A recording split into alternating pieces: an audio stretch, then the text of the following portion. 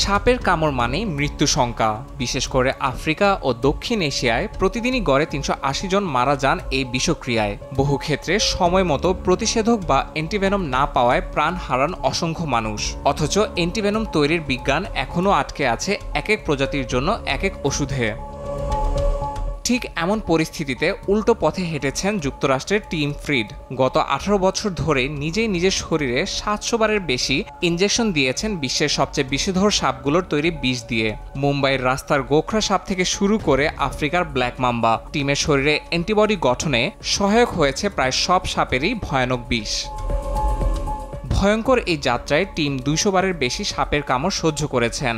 একবার পরপর ২ গোখরার কামড়ে কোমায়ও চলে যান, কিন্তু থেমে থাকেননি টিম। তার শরীরের প্রতিরক্ষা কোষগুলো এখন ১৯টি ভিন্ন প্রজাতির সাপের বিষকে প্রতিরোধ করতে সক্ষম বলে দাবি গবেষকদের। তারা জানান পরীক্ষাগারে এই অ্যান্টিবডি সফলভাবে প্রতিরোধ করেছে মারাত্মক বিষের প্রভাব। একসময় ট্রাক মেরামত করা মানুষটি এখন বিজ্ঞানীদের চোখে হিউম্যান অ্যান্টিভেনম। এই গবেষণা যদি ক্লিনিক্যাল ট্রায়াল পেরোয়, তবে প্রতিবার সাপ চিহ্নিত করার ঝুঁকি ছাড়াই এই একটিমাত্র ওষুধেই রক্ষা পাবে লাখো প্রাণ, এমনটাই দাবি বিশেষজ্ঞদের।